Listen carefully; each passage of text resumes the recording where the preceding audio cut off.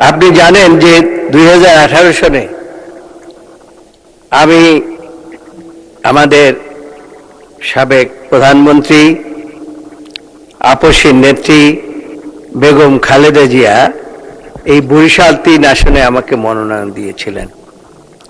তখন আমি দেশের সর্বোচ্চ আদালতের সভাপতির দায়িত্ব পালন করছিলাম। সেই শক্তি নিয়ে আমি নির্বাচনে অংশগ্রহণ করেছিলাম। রাত 8টা পর্যন্ত টেলিভিশনে ঘোষণা হলো যে আমি 14,500 ভোটে আমি জিতে গিয়েছি। পরবর্তীতে আমার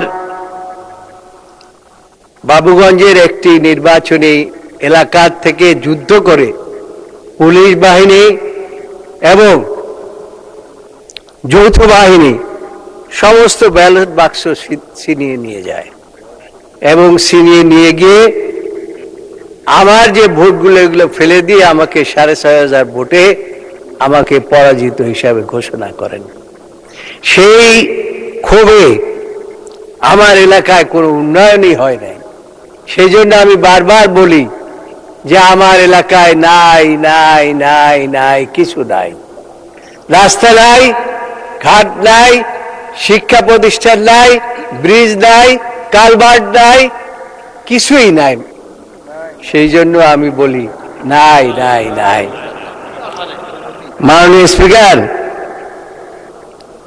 আজকে যে আমি সিদ্ধান্ত প্রস্তাবটি এনেছি সেটা হচ্ছে, আপনি জানেন যে বর্তমান অবস্থায় কারিগরি শিক্ষা ব্যতীত পৃথিবীর কোথাও কোনো চাকরি পাওয়া যায় না, এমনকি দেশের মধ্যেও চাকরির কোনো ব্যবস্থা নাই। আমার এলাকায় হাজার হাজার বেকার যুবক ঘোরাফেরা করে। তারা বলেছিলেন ভবিষ্যতে নির্বাচিত হলে আপনি আমাদের জন্য কি করবেন। আমি বলেছিলাম যে আমাদের নেতা জনাব তারেক রহমান বলেছেন এই দেশ হবে একটি সমৃদ্ধশালী দেশ এবং এখানে কোনো বেকার থাকবে না। আমি এই আশ্বাসই দিয়েছিলাম।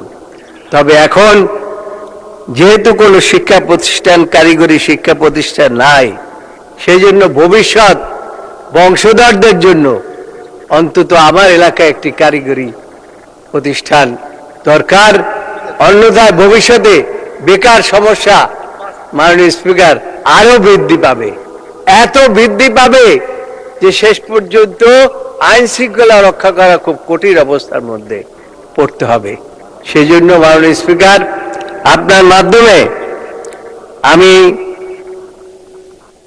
আমাদের মাননীয় নেতা এবং প্রধানমন্ত্রীর দৃষ্টি আকর্ষণ করছি যে বরিশাল 3 বাবুগঞ্জ একটি দ্বীপ অঞ্চল। এই দ্বীপ অঞ্চলের মানুষকে যদি বরিশাল যেতে হয় 4 থেকে 5 ঘন্টা সময় লাগে বরিশাল শহরে যেতে, তার কারণ মাঝখানে নদী দ্বারা বেষ্টিত। সেই জন্য মুলাদিতে অন্তত একটি